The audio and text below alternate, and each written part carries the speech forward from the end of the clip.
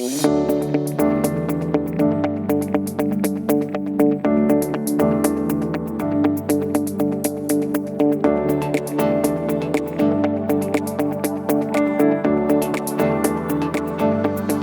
senhoras e senhores, bem-vindos de volta, agora com a programação do 4º Encontro Nacional Portuário Jurídico, 4º Portiju, e temos o tema Equidade e Remunerações, visões do Tribunal Superior do Trabalho. Esse painel tem o objetivo de conhecer a interpretação adotada pelos ministros do Tribunal Superior do Trabalho quanto à legislação aplicável, bem como os entendimentos consolidados da Corte sobre a matéria. Para coordenar os trabalhos, convido doutora Silvana Alves, assessora jurídica do OGMO Paranaguá.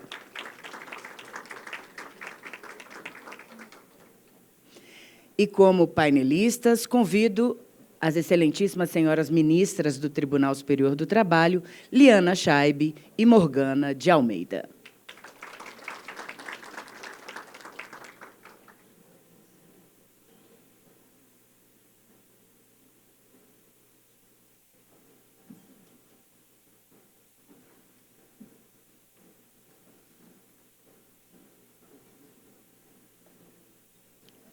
Com a coordenação dos trabalhos, doutora Silvana Alves.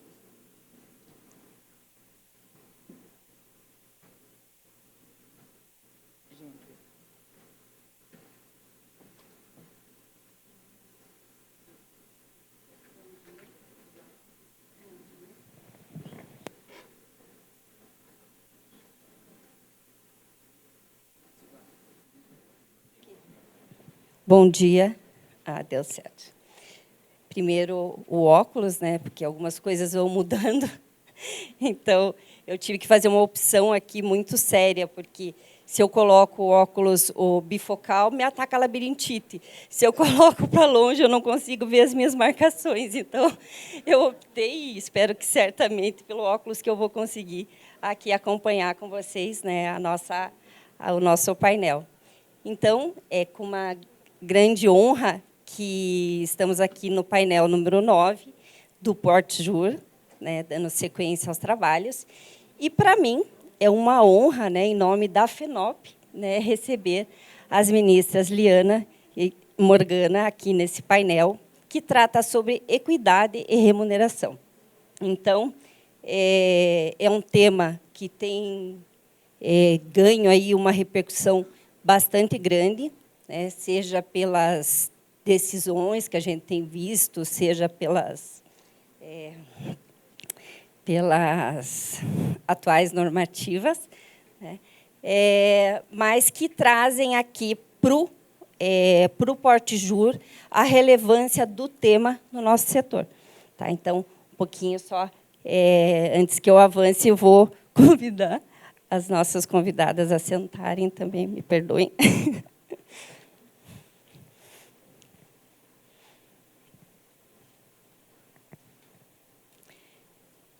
Então, dentre os temas, né, assim, do escopo principal, essa questão da desigualdade salarial entre gêneros, ela ganha aí uma relevância bastante grande quando, no relatório de transparência salarial, se demonstrou que 11% da participação feminina ainda ganha um pouco a mais que metade do que os homens que atuam nas mesmas funções, nas mesmas condições de um determinado trabalho.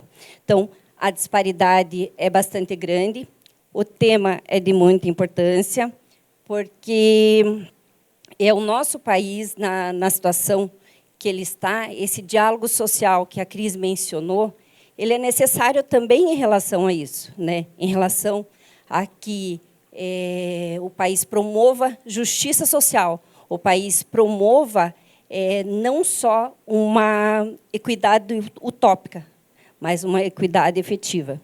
Então, e com base nessa questão, as ministras elas vão trazer também, não só no contexto ali legal, mas um pouco da compreensão que o TST tem tido sobre os temas, né? Achei até num dos artigos da ministra Liana, que ela fala, né, que é impossível você chegar no futuro com as amarras do passado, né? E é sobre isso um pouco que a gente vai tratar, tá? Inicialmente, a ministra Morgana tem a palavra. Muito bom dia. Bom dia.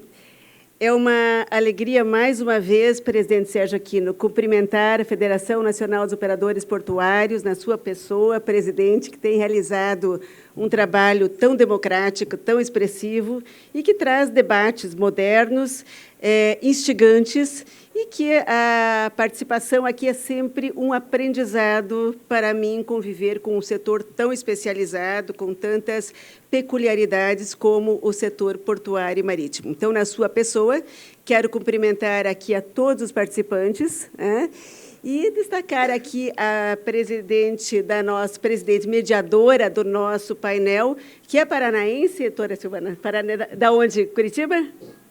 Então, somos duas aqui paranaenses, doutora Silvana do OGMO de Paranaguá, terra de onde também eu venho, um OGMO extremamente eficiente, que temos muito orgulho da atividade realizada em nosso Estado.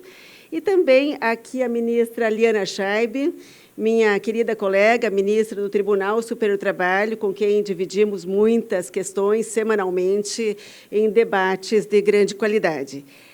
Não poderia também aqui deixar de cumprimentar o nosso querido ministro Anastasia, Tribunal de Contas da União. Ministro Anastasia era senador quando eu era sua sabatinada, foi um dos inquiridores ali que apresentou na Comissão de Constituição e Justiça e que tem um trabalho fenomenal, ministro Anastasia, em todos os setores onde o senhor passou, executivo, legislativo e agora como ministro do Tribunal de Contas da União. Desembargador Celso Pio, nosso sempre especialista na matéria, né? Aquele que recorremos às dúvidas, é o nosso oráculo de consulta. Mas eu quero, de modo especial, mais do que especial, cumprimentar as mulheres deste evento e faço na pessoa da doutora Cristina, que é presidente da Associação Nacional de Mulheres e Portos, me corrija se estiver equivocada, né? Papel tão importante nessa temática que hoje vamos aqui brevemente tecer algumas reflexões, que é a questão de gênero na equidade e remuneração. Veja que há duas pontuações aqui que já destacam a felicidade da escolha do tema desse painel: equidade e remuneração. Um e outro necessariamente caminham juntos. E eu volto um pouquinho ao tempo, de forma geral, para fazer uma reflexão conjunta, lembrando que o voto feminino ele data de 1932. Até então, as mulheres sequer tinham participação na cidadania do Brasil. Apenas há quase um século atrás é que isso se estabelece. Por sua vez, no Código Civil de 2016, a mulher ela era considerada relativamente capaz e necessitava da anuência do pai ou do marido, quando casada, para determinados atos da vida civil, né? Não estamos tão distantes assim no tempo. E um outro dado que é extremamente relevante é a questão da punibilidade do adultério como crime. Isso veio finalmente a ser extirpado, essa interpretação, apenas em agosto de 2023, quando de uma ADPF, de relatoria do ministro Toffoli, é claro que respaldada por todo o Supremo Tribunal Federal, entendeu-se que agressões ou feminicídio em razão de adultério não constituíam mais legítima defesa da honra. Então, é disso que estamos falando, de um cenário cultural recente e, lamentavelmente, na expressão punjante de vicissitudes e disparidades que necessitam de correções.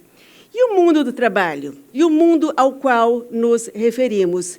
Aí, se olharmos, se cada mulher aqui presente nesse auditório for refletir sobre a sua própria condição pessoal, a sua inserção no mercado de trabalho, nós todas mulheres, nossas mães e nossas avós, o salto de transformação ele é estelar.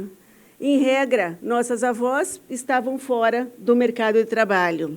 Nossas mães iniciaram uma transformação e, em geral, como professoras, como participantes de um cenário não exatamente em termos, não diria que não é equidade, mas um cenário cujo papel mais direcionado à mulher era a educação. A mesma base da mulher enquanto formadora, enquanto aquela que cuida, que provê as crianças, o lar. Então, esse cenário ele vem natural. E a nossa geração já de mulheres pós nossas mães, em regra, educadoras ou inseridas em um mercado paralelo a esse, nós já entramos no mercado de trabalho efetivamente. E aí ainda tem a questão da equidade e da remuneração, ou seja, há largos passos ainda para serem dados. Nós estamos, então, aqui traçando essa reflexão a partir da autonomia, da independência e isonomia, a tão almejada isonomia em que vários debates emergem. Eu gosto muito dessa gravura, é de um artista norte-americano, e ela traz uma reflexão sistêmica sobre a questão da desigualdade. Então, no primeiro quadro, nós temos uma árvore com frutos, que tem lá as intempéries ou as condições da própria natureza, que determina pelo próprio vento, que essa árvore estará inclinada para um lado. E, naturalmente, os seus frutos estarão mais próximos de um lado do que do outro. É uma imagem metafórica muito feliz daquilo que estamos falando. Então, esta condição da árvore desequilibrada é exatamente a condição de desigualdade, a condição de necessidade de equacionamento. Já na segunda figura, então, da desigualdade para a igualdade, nós temos duas escadas fornecidas em condição de igualdade, correto? São duas escadas do mesmo tamanho, são duas escadas em mesma direção. Aqui nós temos uma figura também metafórica da igualdade formal, a igualdade perante a lei. Se dá a mesma condição para todos. Exemplo, artigo 5º da Constituição Federal, que no seu inciso 1º vai falar homens e mulheres todos iguais em direitos e obrigações. Passamos ao terceiro quadro, aqui embaixo, que aqui nós temos, então, a equidade, a igualdade material, uma escada diversa da outra, que são os tempos modernos, em que se discutem condições políticas afirmativas e correções para essas condições de desigualdade.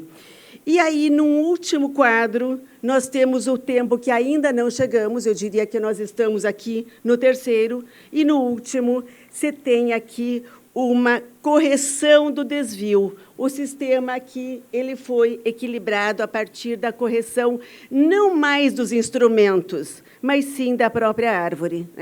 Isso significa a nossa cultura, a nossa forma de existir. Cláudia Goldwyn, ela é uma mulher que é professora de Harvard. Ela tem doutorado em Chicago e foi a terceira mulher a receber o Prêmio Nobel de Economia. Teve muito impacto essa pesquisa dela, porque, diferentemente de impressões ou de constatações empíricas, Cláudia Goldwyn ela encontrou efetivamente um substrato teórico de pesquisas que permitiu verificar as assimetrias a partir da questão familiar com o nascimento do primeiro filho. E ali ela conclui que, historicamente, se pode efetivamente explicar as diferenças pela educação e pelas escolhas profissionais, mas que hoje em dia, que atualmente, a diferença de rendimento entre mulheres que exercem a mesma profissão que os homens, ela decorre em grande parte do nascimento do primeiro filho. E é nítida a figura em que os homens e mulheres caminham em igualdade num primeiro momento, nasce o primeiro filho e tem a própria condição biológica da mulher, a própria tanto da gravidez como da amamentação e dos elementos que agregam a essa condição que é da biologia, que é da própria natureza feminina, que faz com que mulheres tenham, então, essa parada, essa ruptura no seu espaço profissional. E isso ela faz essa pesquisa, inclusive, a partir da pílula anticoncepcional, que dá para as mulheres uma libertação em termos de escolha sobre ter filhos, não ter filhos ou quando ter filhos. Bem, em relação às assimetrias de gênero, todos os levantamentos vão trazer basicamente as mesmas questões. Nesse primeiro relatório, ele está já de 2025, atualizado, do Fórum Econômico Mundial, o número de anos para que se alcance a igualdade, aqui falando de homens e mulheres no mercado de trabalho mundial, 162 anos. Eu tinha o de 2023, anterior a esse, era um número de anos melhor. Quando eu vi esse ano o resultado de 162, a sensação que nos dá é de desalento absoluto. Mas a notícia boa é que o Brasil estava em 92º lugar em 2023 e aqui em 2025 baixamos para o 72º entre 148 nações. É ruim, certamente não é um cenário dos mais favoráveis, mas há um progresso. Em relação ao Banco Mundial, eu escolhi algumas pontuações que tratam aqui, primeiro, da força de trabalho, portanto, o acesso quantitativo. Nesse segundo, um tema também bastante importante, que é em relação ao cuidado das pessoas e afazeres domésticos, que é, sem dúvida nenhuma, uma das dificuldades em que as mulheres têm uma sobrecarga muito maior. E, segundo esse relatório, as mulheres gastam 2,4 horas a mais com tarefas relativas a cuidados não remunerados diariamente. E aí vem todo um contexto até de transformação sobre o direito ao cuidado, né, que está sendo, inclusive, regulamentado internacionalmente e nacionalmente por uma lei, mas, enfim, não é esse o nosso tema aqui. E, por fim, em relação ao acesso, então, agora qualitativo, a questão de cargos de direção e gerência, que é o conhecido glass ceiling, o teto de vidro, em que as mulheres na base vão muito bem, mas a ascensão profissional a cargos de maior qualificação encontra bastante dificuldade. E aqui, essa pesquisa é do IBGE, PNAD, também em 2025, mostra que as mulheres recebem 21,2% a menos que os homens. E também um outro ponto, vejam só que bate naquilo que a Cláudia Goldwyn destacou, maior percentagem de mulheres em regime de tempo parcial, teletrabalho, trabalho remoto, a significar horários flexíveis, o que, sem dúvida nenhuma, é bom, né? É uma necessidade e é uma especificidade, mas que tem esse outro aspecto da inserção em cargos de maior expressão. O que eu quero destacar aqui nesse ponto é a existência daquela equidade formal, daquela igualdade formal, há mundialmente e nacionalmente um sistema jurídico multinível, muito amplo, com garantias de toda a ordem em relação ao trabalho das mulheres. Então, destaca a ONU, a ODS número 5, artigo 11 da Convenção sobre a Eliminação das Formas de Discriminação contra a Mulher, Convenção Interamericana para prevenir, punir e erradicar a violência contra a mulher, a Constituição Federal, a CLT, a Lei 14.611, o Protocolo de Julgamento com Perspectiva de Gênero do Conselho Nacional de Justiça, enfim, não nos faltam elementos para trabalhar a questão da isonomia, da igualdade entre homens e mulheres no âmbito formal. Essa última lei, ela é de 2023, ela ficou conhecida como o Relatório da Transparência e Igualdade Salarial. Quando essa lei foi aprovada, presidente Sérgio, eu achei que ela não tinha muito sentido. Eu olhei para ele, mas por quê? Né? Já temos toda aquela regulamentação. Aquele sistema multinível, inclusive a garantia da isonomia entre homens e mulheres, esse aspecto de remuneração e tudo mais, absolutamente garantidos. Mas o tempo vai fazendo com que a gente amadureça um pouco mais. O que o relatório de transparência e igualdade salarial traz como uma novidade que eu acho que, de fato, tem aqui alguns destaques, que também não vamos trabalhar mais a fundo, mas apenas os mencionando. Há instrumentos, há ações afirmativas, instrumentos de controle, e o próprio paralelo a isso, para nós, Sistema de Justiça, ministro Anastasia, me parece que foi o CNJ. Quando o CNJ adentra no Brasil como um controle não mais externo, mas interno da magistratura, mas como um órgão de controle, qual o primeiro ponto que o CNJ buscou? Insumos, relatórios, justiça em números.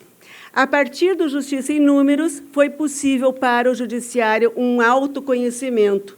Foi possível fazer diagnósticos mais claros e mais concretos para que prognósticos pudessem ser realizados a partir das efetivas necessidades do próprio sistema, buscando as suas correções das distorções ali verificadas.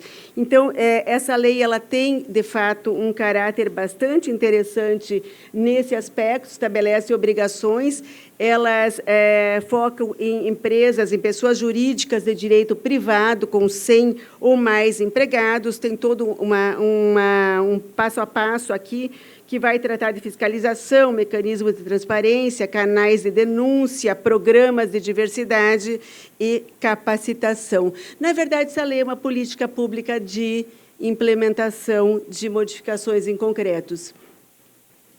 E o cenário que se tinha concretamente, do ponto de vista da CLT, o que mudou anteriormente e posteriormente à lei, como eu disse, aquilo que não me parecia fazer muito sentido, que não tinha tanta diferença assim.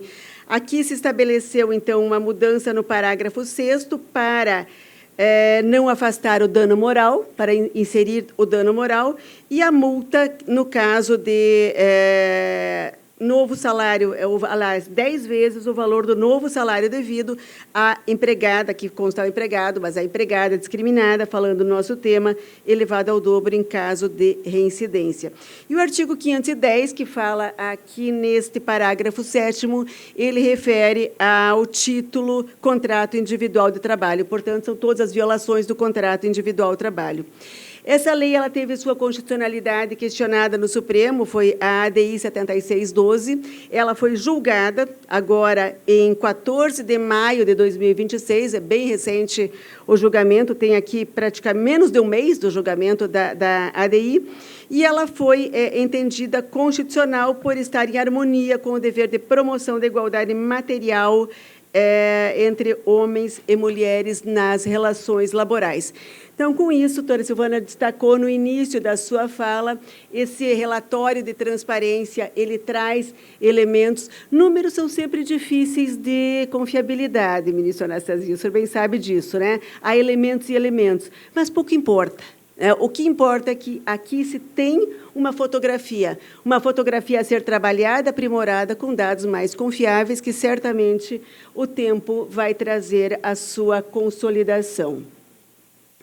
Bem, e em relação à nossa questão aqui, o trabalho portuário, o cenário atual. Poderia convidar aqui qualquer uma das mulheres presentes, que certamente vai falar muito melhor do que eu sobre esta questão. Apenas os destaques que faço. Leve crescimento recente da participação feminina, orbitando entre 18% a 19%. Óbvio, grave defasagem histórica, natural conclusão. Cargos de liderança e direção, outro ponto que nos importa na análise, 15% a 16%, teto de vidro, glass ceiling. Terminais de uso privado e containers. Mulheres ocupam de 12% a 14% das funções operacionais. Olha que interessante aqui, hein? Concentrando-se majoritariamente em áreas administrativas ou de controle automatizado, o que implica salário menor, porque, um pouco paralelo do tema da ministra Liana, não recebe o adicional de risco. Né? Então, esse é um aspecto, insalubridade e periculosidade, que tem essa diferença. Nos ógmos, hoje é o dia dos ógmos aqui, né? A disparidade continua em seu nível mais crítico, ógmos, alerta, luz vermelha. o quadro de avulsos permanece composto por mais de 98% de homens, com a presença feminina restrita a percentuais marginais entre 1% e 2%. O que temos aqui de problema? Cultura portuária, masculina hegemônica, né? Isso é secular. A tradição da hereditariedade na profissão portuária avulsa favoreceu durante décadas a transferência não oficial. Olha aí, ó, temos aqui uma monarquia quase. Avós, pais, filhos, homens, sempre nesta linha de sucessão, preterindo as mulheres na sucessão ou no incentivo ao ingresso. Isso aqui é um levantamento feito a partir desses dados que constam aqui embaixo na pesquisa. Entraves para a equidade. Vamos lá. Força física. Nós pensamos em trabalho portuário, pensamos na estiva, os carregadores, os sacos, em que as mulheres, padecendo de força física, esse esforço extremo, acabavam alijadas do seu espaço. Esse falso paradigma, portanto, consolidado, é que o cais é um ambiente masculino, ignorando a capacidade técnica feminina.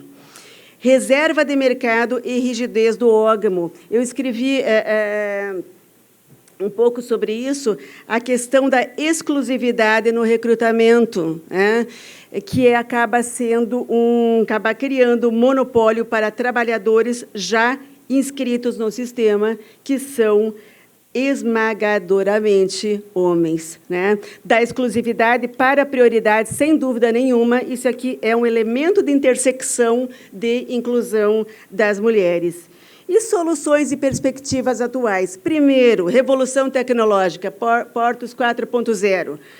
Mecanização e automação eliminaram a necessidade de força bruta. Operação de portainers e guindastes, joysticks, salas climatizadas. Nós visitamos alguns portos e assistimos esse tipo de transformação e realmente é fenomenal, que viabiliza a contratação de mulheres em igualdade, inclusive mulheres gestantes, garantindo segurança a elas. Flexibilização regulatória e jurisprudencial. Aqui vem o destaque para a transição do modelo de exclusividade absoluta. E ações afirmativas e pressão institucional. Destacado aqui o papel do Ministério Público do Trabalho, com ações civis públicas e TACs, exigindo cotas, editais exclusivos ou prioritários para mulheres em novos processos de inscrição dos órgãos. Olha só que cena belíssima. Certamente todos conhecem a história dessa trabalhadora. Ela está numa revista, eu acho que eu encontrei na Marie Claire, uma revista feminina, em que se mostra uma trabalhadora, acho que chama Fabiana, alguém vai lembrar o nome dela aqui, acho que chama Fabiana. E ela trabalhava com um escritório numa empresa de informática, e durante a gravidez, ela, da licença maternidade, resolve, o marido trabalhava no Porto de Santos, e aí ela vai fazer uma formação própria para isso. Então, é um exemplo concreto de transformação, de participação das mulheres. Bem, o meu tempo ele já caminha, acho que para o final, eu não sei se esses 2 minutos já ultrapassaram. Pode continuar? Mais do que 7? Tá. Não quero ultrapassar aqui, porque, né, temos mais e temos o horário do almoço concorrendo com a ministra Eliana. Né? Ainda não comigo, mas com a ministra... Não, já está comigo, 12:05. Então, vamos aqui caminhar para o TST. Nas visões do TST, há julgamentos que tratam da questão de isonomia salarial e discriminação. Eu trouxe alguns que chamam um pouco mais a atenção. Aqui, o interessante desse processo, contexto probatório dos autos examinados, mostra que os encarregados do setor recebiam o mesmo salário, com exceção da reclamante, única mulher do setor. E isto veio a comprovar a prática discriminatória para fins de reconhecimento de discriminação salarial, pelo comparativo entre todos os trabalhadores do setor. Esse também ele é bastante interessante.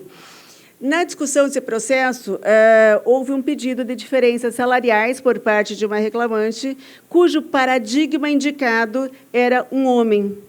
Uma vez reconhecida essa diferença entre o homem e a mulher como no âmbito da isonomia remuneratória, no âmbito remuneratório, se reconheceu, ao mesmo tempo, a rescisão indireta do contrato de trabalho. Vale dizer, uma justa causa para o empregador que, ao discriminar uma empregada por intermédio de uma equiparação salarial cujo paradigma era o homem, teve ali um reconhecimento mais amplo da própria rescisão indireta do contrato de trabalho, portanto, como destaquei, a justa causa do empregador. Esse outro processo é o da negativa de prestação jurisdicional. Entendeu-se aqui que deveria o processo retornar ao tribunal para que se esclarecesse a questão não apenas no âmbito da remuneração em termos formais, mas da condição da inserção da mulher no âmbito local, entendendo-se, inclusive, aqui a partir do protocolo de julgamento com perspectiva de gênero do CNJ, que a avaliação em termos fáticos subjacentes deveria ser mais ampla. Esses dois aqui são muito parecidos e o destaque deles é porque são bem interessantes. Acho que vamos ficar no segundo. Complementação de aposentadoria em ambos. O que acontece em relação à aposentadoria? Há regras distintas para homens e mulheres em relação à quantidade de anos para a aposentadoria. Na complementação de aposentadoria, entendeu-se que percentuais distintos para homens e mulheres, em virtude do tempo de contribuição, certo? Para fins de complementação, constitui prática discriminatória, portanto, vedada. E aqui são dois julgamentos, um da primeira turma, nesta linha, e outro da... Aliás, também os dois são da primeira turma. Nesse primeiro, uma entidade de previdência fechada, e no segundo, um regulamento empresarial. É claro que aqui há um fator atuarial que é conta, alguém paga essa conta, né? Mas entende-se que essa conta não deve ser transferida para a mulher, considerado o benefício de um tempo de serviço menor para fins de aposentadoria. Este próximo aqui, preterição na promoção. Aqui entendeu-se que a preterição da promoção da mulher caracteriza o dano moral em paralelo, talvez um pouco ao encontro àquela modificação trazida pela nova lei de 2023. E aqui vou caminhar efetivamente para o final, já que meu tempo está brilhando com o zero. Uma ação direta inconstitucional por omissão. Eu separei esse ponto para a final reflexão, porque talvez aqui esteja um dos grandes dilemas da nossa sociedade. Nós vemos de uma cultura patriarcal com um matriarcado, em que os papéis sempre foram muito definidos entre homens lá atrás, homens provedores, homens que tinham ali a função de trazer a subsistência para a família e a mulher cuidando da família. Papel da gestação, dos filhos, enfim, numa somatória de espaços de construção da sociedade. E aqui nós estamos falando de um modelo social, da forma como vivemos, da forma como nos estruturamos. Isso, século XXI, um quarto do século XXI, ano de 2026, veja que já estamos num quarto do milênio, né, ano 2000, adiante. Parece que há alguma reflexão e necessidade de mudança. Essa ação direta de inconstitucionalidade por omissão, ela foi julgada no Supremo lá em 2023 e trata, na verdade, né, da licença paternidade prevista no artigo 7º, 19 da Constituição Federal, que não encontrou uma regulamentação por parte do Legislativo desde 1988. Então, nesta ação, o Supremo determinou que, em 18 meses, deveria o Congresso Nacional se debruçar sobre esse tema e deliberar legislativamente de qual será a configuração. O que fez o Congresso Nacional, ministra Anastasia? Cumpriu. Foi lá e fez. Né? Foi editada a Lei 15.371, de março de 2026, portanto, deste ano, que traz uma licença paternidade num prazo de 20 dias, gradual aí ao longo dos anos. Implementação progressiva a partir de 2027, 10 dias, 2 primeiros anos de vigência da lei, 15 dias no segundo e no terceiro ano e 20 dias a partir do 4º ano. Ela cria também o salário paternidade, e aqui uma novidade importante, estende a proteção social para MEIs, domésticos, avulsos e segurados especiais, para nascimento, adoção ou guarda, né, ou guarda para fins de adoção. E, além disso, garantia de emprego de 1 mês após o fim da licença paternidade. Vejo que há um avanço bastante grande aqui.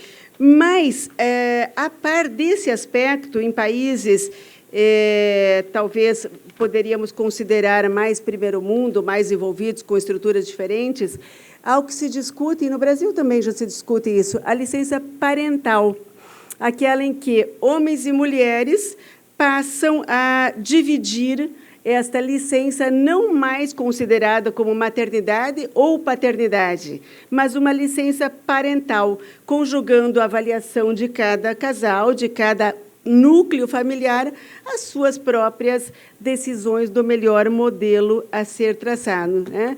São debates que estão aí, que estão na pauta, são extremamente relevantes e que mostram, efetivamente, que temos alguns avanços de bastante expressão no Brasil. E aqui eu termino com 2 frases, talvez um pouco mais extremistas ou ativistas do ponto de vista feminino, mas essa da Sarah Grinke, que foi citada por Ruth Ginsburg, da Suprema Corte dos Estados Unidos, ela, quando fala que não pede favores, que as mulheres, é uma frase que eu gosto muito, que não pedimos favores a ninguém, as mulheres não estão pedindo favor, mas apenas que os homens tirem o pé dos nossos pescoços. Talvez ela seja um pouco forte, mas, veja, se nós olharmos para esta mesma frase, no sentido da instrumentalidade das formas, eu não acho que o problema, e aqui dou um toque de pessoalidade para fechar, o nosso problema está muito mais na instrumentalidade do que nos homens. Aliás, os homens têm sido de uma parceria maravilhosa. E, com isso, eu termino aqui, encerro, que espero ter dado algumas luzes de contribuição, agradecendo mais uma vez, presidente Sérgio, o convite para estar aqui nesse evento fantástico. Muito obrigada. Excelentes as contribuições da ministra Morgana, né? Como sempre, ela traz aí esse arcabouço de informação, depois a gente fica buscando até, né, essas informações, seja no TST, sejam nas decisões, e principalmente as mensagens que ela consegue trazer, né, seja do aspecto da história, da evolução da mulher, né, acho que essa narrativa de que como começou o nosso ingresso no mercado de trabalho, né, porque sempre estivemos aqui, né? E mais do que 9, do que está na mensagem, hoje já somos muitas, mas queremos ser mais, mas acima disso, com uma equidade, né? Que não nos force a ter que falar sobre algo que é um princípio a ser obedecido, é justiça social a ser aplicada. Então, muito obrigada, ministra Morgana. E, de imediato, né, coloco a palavra para a ministra Liana Schaible. Bom dia a todos e a todas. Eu queria cumprimentar o presidente da FENOP, Sérgio Aquino, agradecer honradamente o convite.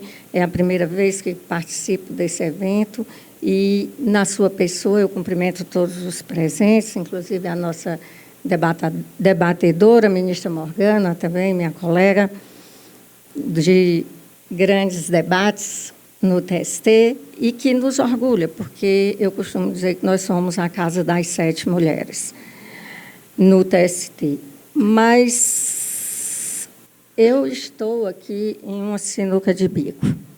Não sei se improviso ou se falo sobre o que eu associei na temática, presidente. E aí, não sei se tiro 0 na redação do Enem, por ter fugido do tema, ou se realmente falo, porque há uma frase de Leonardo Boff que eu gosto muito. Ela está até na minha imagem. que diz que todo ponto de vista é a vista de um ponto. E aí, a figura que eu vou trazer, inclusive, é um 6 ou um 9, porque quem está do lado de lá observa e vê um 9. Quem está do lado de cá observa e vê um 6.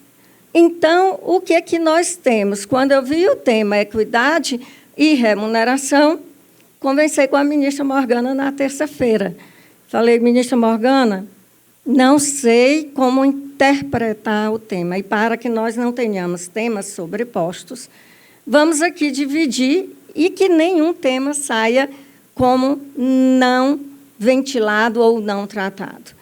Então, creio que não vou improvisar.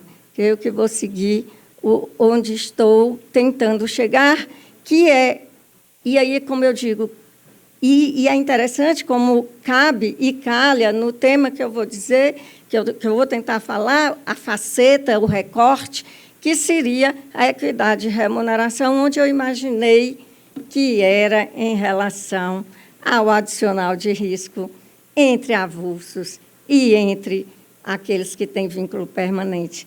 Essa foi a faceta que eu imaginei que nós íamos tratar. Por isso que eu digo, cada pessoa, cada leitor, quando ele lê, interpreta, compreende, mas lê sob o seu olhar. E a partir de onde os seus pés pisam. Então, eu pisei no pé equivocado, eu acho, mas porque seria em relação ao adicional de risco. Mas eu estou nesse conflito, se improviso. E eu não sei se... A senhora decidir. Fique tranquila, siga com o que a senhora preparou. Então, tá. Porque eu ia improvisar aqui e tentar trazer um outro viés sobre a condição feminina, né? Mas, já que eu não vou tirar a zero, não é nem o senhor me dá a oportunidade de entrar, eu vou... Eu queria só um... É esse? Eu tenho dificuldade. Onde passa? No verde? E entrar... Como eu tenho uma segunda chance, né? Uma segunda chamada, vamos lá.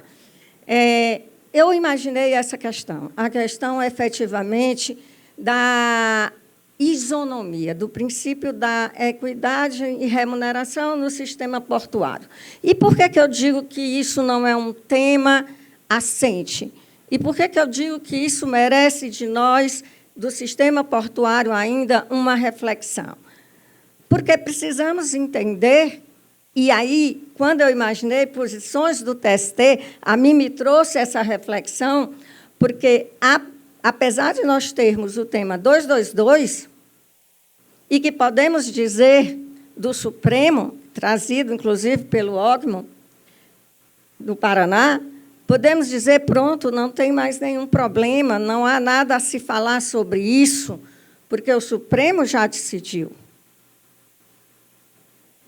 Mas eu volto àquela concepção que eu disse, quem interpreta, lê sob sua visão. E, por incrível que pareça, o TST está a interpretar o tema 222. E, por incrível que pareça, o TST está, digamos, numa gangorra.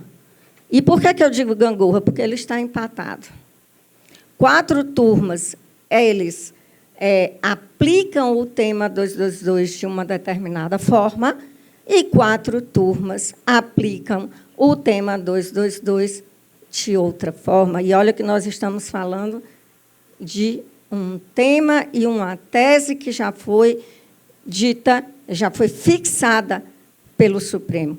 E eu trouxe essas reflexões, por isso imaginei que estava no tema, porque eu imagino que o que todos nós queremos, vocês mais de perto que são, e nós que somos aplicadores de direito, queremos uma jurisprudência estável, íntegra e coerente. Não podemos viver nessa gangorra empatada, não podemos sair como se a Justiça do Trabalho fosse um jogo de azar ou uma loteria. Se eu cair na turma A, eu vou ter a aplicação da isonomia pura. Que é a isonomia pura? Qual é a igualdade que nós estamos falando? Isonomia pura, que é defendida por uma das turmas, ou por 4 das turmas, me permitam, e eu não posso esconder, porque é de conhecimento público, eu sou da 2ª turma, e entendo pela isonomia pura, que é o artigo 7º da Constituição, e que é o 34, proibição de distinção entre trabalho técnico e intelectual, ou entre os profissionais respectivos. Eu tinha feito mais coisa, mas como o meu tempo realmente é o verde, né? Não, é o verde aqui. Nem, é aqui? Vou passar por tudo isso, porque é do conhecimento de vocês. E nós tínhamos... E o que é que eu estou dizendo? Por que nós temos 2 situações empatadas? Porque, a rigor de verdade, a turma a qual eu pertenço entende que o adicional de risco, o princípio da igualdade, ele está resvalado no artigo 7º de 34, de forma pura, a tal ponto de que eu não preciso de uma identidade triangular. É uma cláusula de isonomia pura, a isonomia pela isonomia, mas ela não é uma isonomia indiscriminada, porque quem está nas 4 turmas que entendem pela aplicação do artigo 7º de forma restrita, diz o seguinte: basta que haja uma identidade entre o trabalhador avulso e a lei e a situação de risco.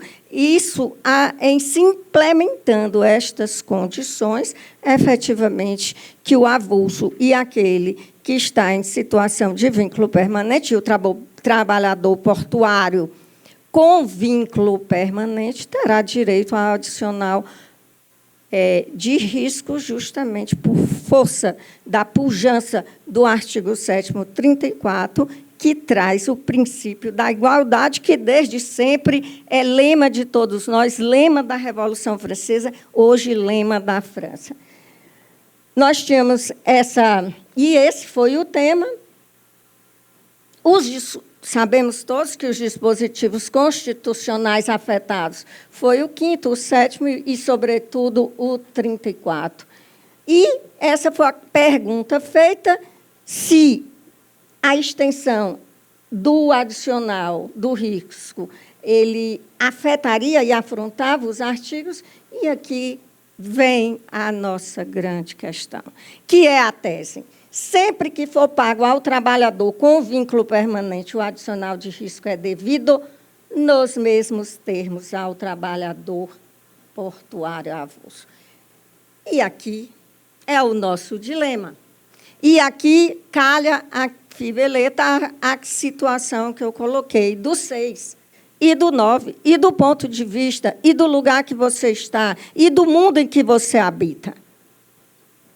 O que isso vai significar? E, veja, a premissa nós já temos um tema, uma tese fixada, mas, assim mesmo, nós estamos nos debruçando, porque, é como eu digo, quem lê é coautor, e quem é coautor acaba escrevendo uma nova história, um novo texto, para o qual terá um novo destino. E a sociedade não pode conviver com isso. Essa é a figura. Veja, se eu estou daquele lado, é um 6. Se eu estou desse cara, eu estou no 9. E é o que eu disse, compreender a partir do mundo em que eu habito. E nós temos essas 2 interpretações empatadas. A gangorra está em pleno... não está desnivelada, está nivelada. Por quê? Porque há quem entenda que é a cláusula geral, a lei do portuário, a cláusula normal, e há quem entenda que há um tripé. Não basta a lei e o trabalhador avulso. É preciso que haja a lei, o trabalhador avulso e o paradigma. Essa é a nossa grande questão. E eu vou correr, porque, enfim, meu tempo também, além de eu ter desviado do tema, o meu tempo também está se esgotando, mas é preciso que nos atenhamos para essa questão posta pelo ministro Fachin no voto, um fragmento do seu voto, que esse fragmento, a meu ver,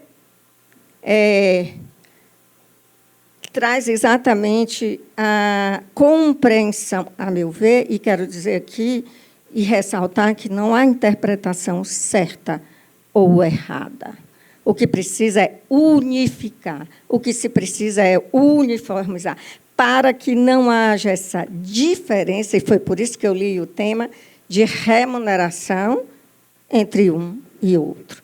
E o ministro Fachin já colocou e disse que não tem a ver com a natureza do vínculo.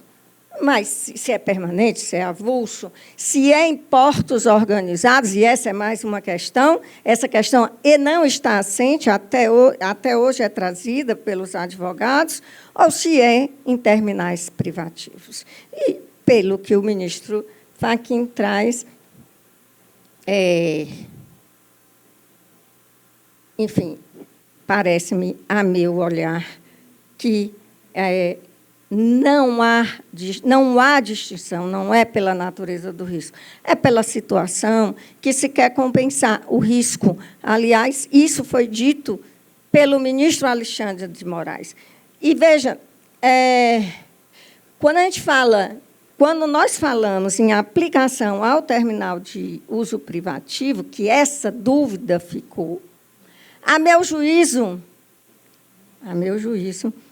essa questão até foi ventilada, salvo o melhor juízo, e aqui tenho certeza que vocês sabem mais, foi, inclusive, ventilada, acho que me parece que em 5 embargos de declaração. E, efetivamente, a tese que se colocava e que foi protagonizada pelo ministro Alexandre de Moraes era no sentido de que sempre, mas desde que, e que era o que o ministro Alexandre de Moraes pretendia, desde que nas mesmas funções e sob as mesmas condições. Só que essa questão foi trazida, essa questão foi votada, e foram vencidos os ministros Nunes Marques, Alexandre de Moraes e Barroso. Então,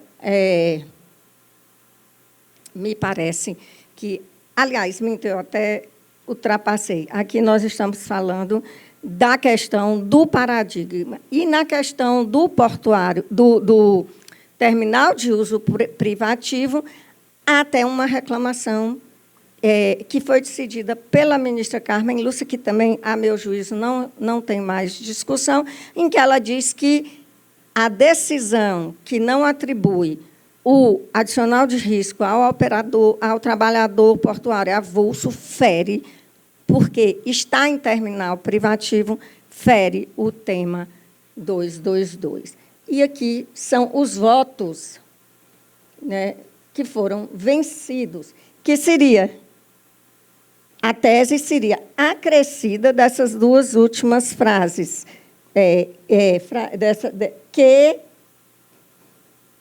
que exerçam as mesmas funções e sob as mesmas condições. E aí, sim, nós teríamos a necessidade do paradigma. E eu vou caminhando para o fim. Quais seriam as conclusões, efetivamente, que eu posso extrair do tema 222, na teoria que se aplica à isonomia pura? Seria, para quem aplica a isonomia pura, seria exatamente que o adicional de risco, numa situação de igualdade, isonomia, e eu entendi a palavra equidade aqui dentro, seria tanto para avulsos, para quem estivesse em regime com vínculo, sem vínculo, empregado, terminal privativo ou portos organizados. Essa seria, ao meu juízo, a primeira aqui tese. A segunda tese é que, e aqui dentro do conceito de que nós precisamos pacificar, tornar uma jurisprudência estável, é que a nossa OJ já está superada. Então, é preciso que haja um incidente de superação da OJ 402, que inadmitia essa extensão do trabalhador permanente, do adicional ao trabalhador avulso. Isso precisa ser suplantado pelo TST. A terceira conclusão é que, bom, se os dois têm direito a avulso ou permanente ao adicional de risco, teríamos um bis in idem se, no caso, reconhecêssemos o adicional de periculosidade. E por que teríamos o bis in idem? Porque o fato gerador é o mesmo, atuar em área de risco. E, por fim, é a questão do paradigma, que, como eu disse, e aqui eu trouxe as decisões, e aqui vou passar por conta do meu tema. Aqui é uma decisão em que eu sou a relatora e que eu digo que não se trata de regra de equiparação salarial, mas sim de isonomia, porque a regra de equiparação salarial está no 461 da CLT e envolve que vários outros requisitos sejam implementados, como a mesma atividade, mesma função, tempo da empresa superior a 4 anos, na função que não seja superior a 2 anos. Então, me parece que esse tema, além de não ter sido a tese vencedora nos embargos, me parece que também não estaria na mesa posta dos artigos que foram afetados. E aqui,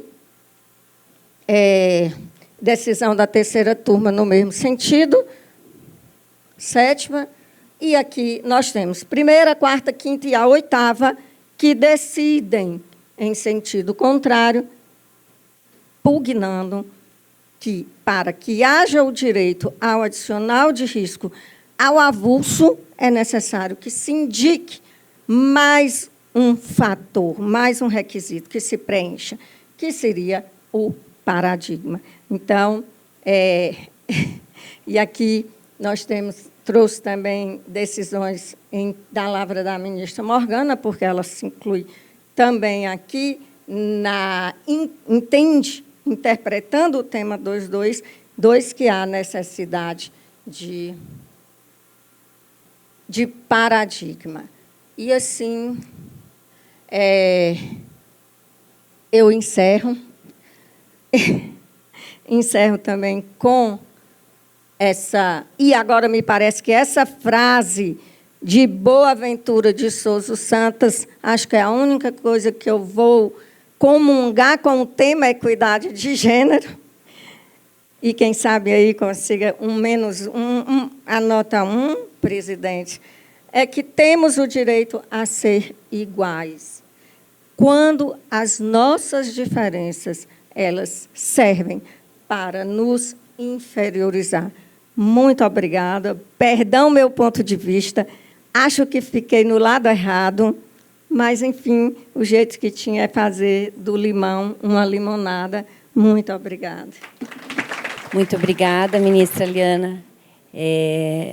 A gente vê que acabamos sempre, né, na discussão nas mesmas condições, né? Seja quando a ministra colocou a questão da equidade, em que se pede uma equidade de remuneração, desde que desempenhado nas mesmas condições, por homem ou por mulher, e a questão trazida também pela ministra Liana, que tem tido o enfrentamento também do TST, a discussão é exatamente nas mesmas condições.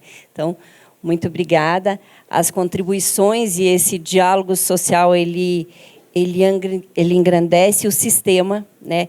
Ele faz com que nós, do lado de cá, do judiciário, nós compreendamos, às vezes, o porquê esse sentimento da insegurança jurídica, que foi até tratado ontem, né? O porquê não conseguimos, através do nosso sistema portuário, que engrandece, que aplica a questão do diálogo, das negociações coletivas, o porquê nós não conseguimos compreender ou fazer uma leitura que traga essa paz social, né? Para que possamos compreender como estão as movimentações, para que possamos compreender as questões de melhoria, de competitividade do país, né? Porque muitas vezes a gente acaba tendo que se debruçar para discutir ou para entender e compreender princípios que às vezes parecem claros, mas sabemos que não são, né? Nós sabemos o quanto os ministros se debruçam, né, em cima daquela infinidade de processos, né, aquela infinidade de teses que ora sobe e depois desce novamente para outra interpretação. Questão do sistema recursal também, que amplia toda essa discussão. Então, assim, agradeço, né, em nome da FENOP, a presença, né, das duas ministras aqui, engrandecer a nossa manhã, contribuir assim de forma significativa para a nossa discussão, e a gente leva, né, essa mensagem, esse compreender esse ponto de vista, né? E isso que é importante, é para isso que estamos aqui. Muito obrigada, pessoal.